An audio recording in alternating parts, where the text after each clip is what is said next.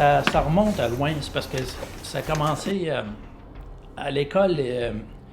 Quand quand mes parents faisaient les rencontres parents-professeurs, surtout les professeurs disaient que j'étais souvent à l'écart de tout le monde. Je faisais pas partie de la gang, j'étais toujours tout seul dans mon petit coin, puis c'est sûr que je me faisais barouetter d'un bord puis de l'autre, puis à un moment donné, ben c'est sûr que là, surtout ma mère a commencé à dire, voyons, elle dit, c'est quoi l'idée? Elle dit, il y a quelque chose qui fonctionne pas, puis j'étais toujours isolé. Bon, au niveau scolaire, ça allait bien, oui puis non, mais ça va pas rapport à ça.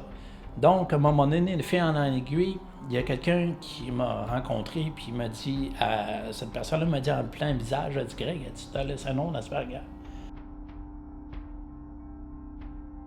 On est né avec ça, ou bien on l'a, ou on l'a pas.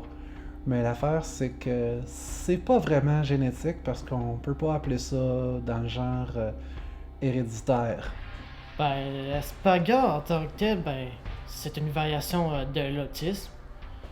Puis dans cette maladie-là, ben, c'est la personne est souvent dans son monde. Puis souvent la personne aussi, ben, c'est pas qu'elle est pas capable de parler avec les autres personnes, mais elle va être moins. C'est comme si elle moins. Ça va être plus dur pour la personne en tant que telle de mieux comprendre les interactions sociales qu'une personne normale. Moi, je me connais à avoir le syndrome d'Asperger parce que j'ai un domaine d'intérêt assez prononcé, là, comme un sujet, genre comme moi, les feux de circulation dans toute la ville de Québec, moi je connais ça, tandis que les personnes neurotypiques, eux autres, ils s'en foutent des lumières ou ben de quoi, là, tu sais. Eux autres, que ce soit vert ou rouge, bon, ben, en tout cas, tu sais. Puis moi, c'est ça que moi, la différence avec les autres personnes, moi, je suis assez précis sur les règlements. Moi, là, il n'y a pas de zone grise dans les règlements. Si c'est marqué tel quel dans un livre, c'est ça le règlement. Il n'y a pas de zone grise. Puis c'est ça, puis après ça, s'il y a d'autres affaires que j'ai de différents, c'est ça que au niveau du non-verbal, moi j'ai vraiment une difficulté monstre, là. Je vais donner un exemple. Comme l'humoriste Jean-Nicolas Jobin, il fait de l'humour un peu absurde. Nous autres, les Asperger, on va avoir de la misère un peu à décoder ça, les non-verbales, des fois, si la personne est fâchée ou pas. On va avoir de la misère à déchiffrer sur le visage le non-verbal de la personne. C'est des personnes qui sont quand même intelligentes, supérieures à la moyenne, qui ont des passions, que ce soit la musique, que ce soit le sport, que ce soit l'informatique. C'est sûr que c'est une personne qui va être, quand il va parler de sa passion, ben, il peut en parler pendant des heures et des heures. Puis ça, ben, c'est sûr que ça peut tanner l'entourage. Moi, j'en ai des passions, j'ai la musique et la lecture, mais j'essaie de varier ça un peu plus parce que je veux pas tanner le monde avec ça. C'est à peu près ça, le syndrome d'Asperger.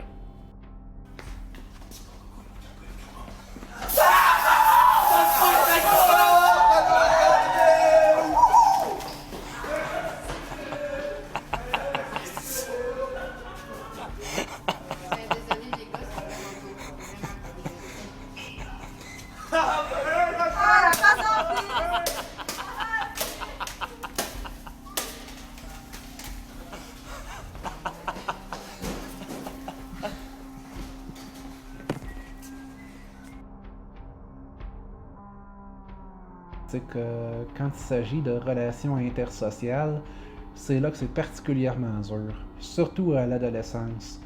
Je m'en souviens que trop bien, en fait. Moi, je sais que moi-même, je n'ai été victime d'intimidation. Ça, regarde, c'est pas compliqué. J'allais à Polyvalente de l'Ancienne-Lorette dans le temps, puis en première secondaire puis en deuxième, j'ai en ai goûté en maudit, en tout cas. Ma course était toute gommée de graffiti, là, puis quelque chose de très collant, là, puis des fois, quand je revenais à la maison, puis je partais pour aller vers la Polyvalente de l'Ancienne-Lorette en bus, il y en a qui m'écœuraient dans le bus même. Dans le, tu sais, là, aujourd'hui, c'est le RTC, mais dans le temps, c'était la STCQ. Puis comme je te dis, là, eux autres, là, de l'école aller jusqu'à la maison, là, ils vont t'écœurer sans arrêt. Puis à l'école, ils vont te faire n'importe quoi pour vraiment te rendre là, à bout. Fait que moi, c'est ça que je pense beaucoup. Disons que quand il s'agit d'intimidation, se faire harceler comme ça tous les jours de l'année pendant l'année entière, ça peut sembler comme rien, comme quand ça arrive une seule journée.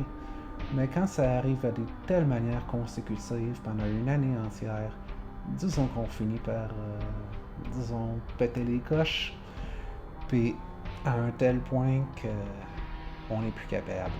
C'est exactement ce qui m'est arrivé en secondaire 1. J'étais simplement plus capable, puis au point que mes parents m'ont simplement retiré de l'école en question pour m'envoyer dans une école de pédopsychiatrie à cause de mes tentatives de suicide et que j'étais sérieusement terrorisé juste par l'idée de passer devant la propriété où cette école-là se tenait.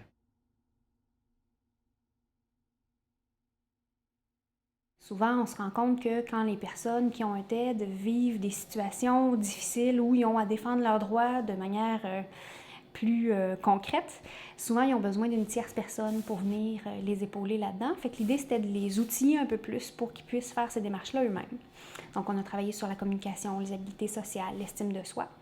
Et à la fin de la rencontre, de nos rencontres de groupe, je leur ai demandé s'il y avait des sujets qui les préoccupaient davantage, sur lesquels ils voulaient travailler pour donner suite au projet. Puis finalement, le sujet de l'intimidation était quelque chose qui touchait tous les membres du groupe. Ils ont tous vécu des situations difficiles en lien avec ça, particulièrement dans l'époque de leur vie où ils étaient à l'école. Donc, on a décidé de mener un projet là, en lien avec l'intimidation. Puis de fil en aiguille, est né ce projet-là de vidéo de sensibilisation là, avec la forme qu'il a pris en ce moment.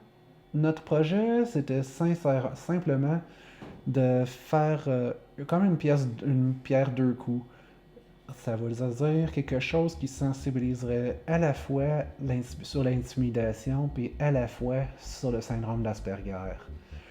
De façon à montrer qu'on n'est pas si différent que ça.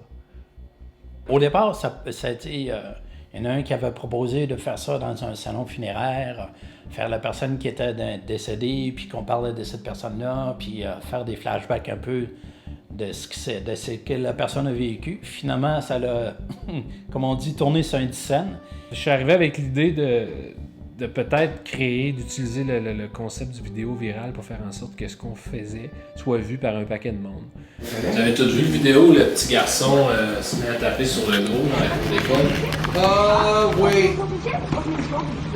Et moi, j'ai vendu au gars l'idée de fabriquer une vidéo tournée avec des téléphones cellulaires, comme si une gang d'étudiants avait filmé une intimidation qu'il avait faite avec un jeune. De manière à la rendre la plus possible, la plus réaliste possible, comme si c'était vraiment arrivé, alors que c'était entièrement planifié. Comme il dirait en anglais, ça aurait été fait on purpose.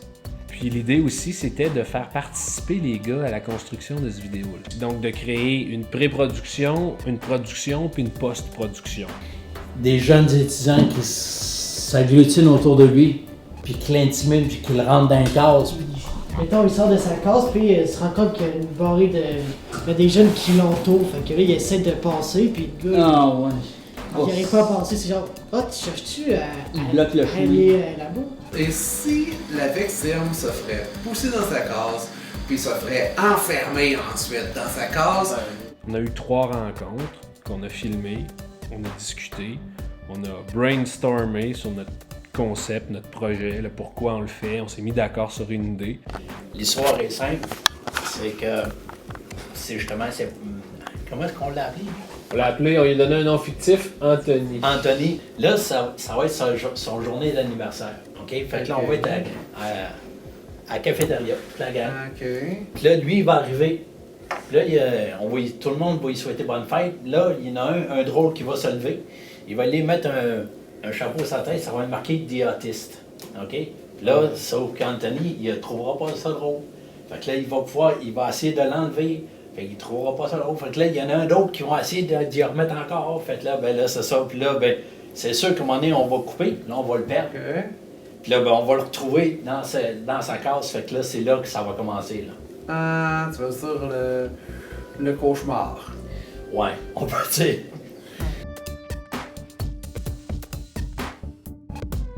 Les gars, vous en pensez quoi? On est-tu à la bonne place? Ça marche-tu? Oui, c'est la place pauvre parce que c'est vraiment isolé. Oui. Juste dans le fond Dans là-bas, le fond, là, où là-bas. on était tantôt, là, je veux dire, c'est à l'abri de tout le monde. Fait que là, ça. Personnellement, je trouve que c'est vraiment une très bonne place, ça. La personne arrive, t'es vraiment dans un coin isolé où est-ce que tu pourrais quasiment pas te faire pogner en train d'intimider quelqu'un d'autre. On a décidé de la tourner. Pour ça, on a simplement embauché une dizaine d'ados, des vrais qui sont neurotypiques. On a assigné des tâches à chacun. Si aujourd'hui vous allez intimider un jeune dans l'école, joué par Pascal. C'est une cascade dans le fond, je vais y aller en détail tantôt, mais vous allez pas mal le crémer. Farine, etc. Il va passer au bal. Au début, on n'était pas sûr, on se disait OK, on va-tu traumatiser notre gars, il comprend-tu où on va en venir? Tu sais, dans la vidéo, on voit que je me fais intimider, oui, puis ça peut être juste considéré comme étant, mettons, juste de l'intimidation, mais on dit souvent que c'est surtout les gens qui sont neurotypiques qui souffrent d'intimidation, mais il n'y a pas juste eux autres. Tu sais, comme les personnes normales, puis il y a aussi les personnes qui sont Asperger ou toutes autres personnes qui ont des maladies semblables à nous autres. Là. Tu sais, vraiment, c'était juste pour faire comprendre que ce phénomène-là, ça s'appliquait pas juste à un type de personne.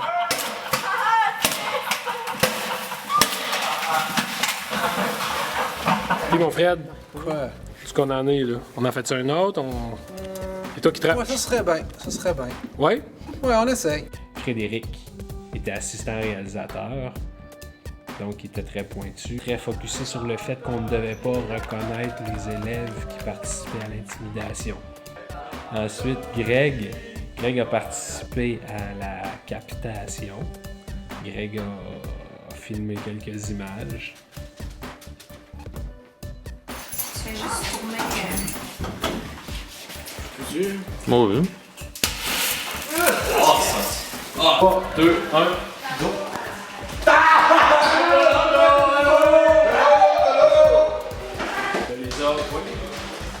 Il y a beaucoup de monde qui en font puis qui en sont victimes aussi, fait que je trouve que c'est une bonne façon de faire passer un message. Puis en plus, on a trippé à faire ça, puis c'était entièrement amical. Fait que pour cette scène-là, il n'y avait rien de très grave. Moi, j'avais un bon feeling. Ouais. J'ai bien aimé ça. Les étudiants ont participé à fond. Ça a été correct. On n'a même pas eu besoin de faire de discipline. Ils ont participé comme on voulait. Puis même, comme j'ai dit à la fin, j'ai dit merci. Même de temps en temps, vous nous avez donné, ils ont mis leur grain de sel là-dessus. J'ai trouvé ça génial. J'ai trouvé ça super. Même que si on avait à en refaire un autre, j'ai eu la piqûre d'en refaire, de faire un vidéo comme ça. Fait que, Puis en post-production, c'est-à-dire en montage, on a assigné notre Eric au montage ou assistant monteur pour lui faire vivre l'expérience de la salle de montage, l'expérience d'assembler tout ça. En haut, puis là je vais enlever les deux du haut. Non, ok, oui, ok. Non, mais vraiment le montage vidéo, là, j'aurais bien aimé ça, faire ça des fois. Là. De l'ajustement de même. Là. C'est sûr que c'est de valeur que je connais pas trop le logiciel, mais bon. Mais on a crémé pas mal notre homme. Est-ce que c'est trop? Est-ce que c'est ça? C'est-tu la réalité, ça? Ben, moi, je pense que oui, il y a une certaine réalité là-dedans. J'ai pas la misère à croire que ça peut aller extrêmement loin. Tu sais. Moi, là, en tout cas, là, j'en étais, dans le temps, là, j'en étais assez harassé là, des aphonies. Puis là, à un moment donné, là, quand t'es arrivé à la maison, là, j'ai dit « Bon, enfin, le cauchemar, il est fini. » Mais le lendemain, malheureusement, quand t'es retourné à l'école, aïe aïe. Je pense que c'est d'une part de dénoncer, puis de l'autre part de sensibiliser, évidemment. Je pense que le sujet de l'intimidation, de manière générale, est assez a la cote en ce moment. Là. Il y a beaucoup de choses qui bougent par rapport à ça, mais on entend très peu parler des personnes qui ont une limitation quelconque ou qui ont plus particulièrement un trouble envahissant du développement. Donc l'idée, c'était vraiment de sensibiliser là, les gens à cette condition-là qui vivent en milieu scolaire. Ben moi, mon souhait, là, ça serait vraiment que l'intimidation dans les écoles, ça se fasse moins, mais pas juste dans l'intimidation, mais aussi que le monde prenne plus conscience de ce que c'est que l'autisme et l'Asperger. On aimerait ça avoir des meilleures chances dans les emplois, puis qu'on soit plus accepté dans la société, puis qu'on se fasse moins rire de nous autres. Là.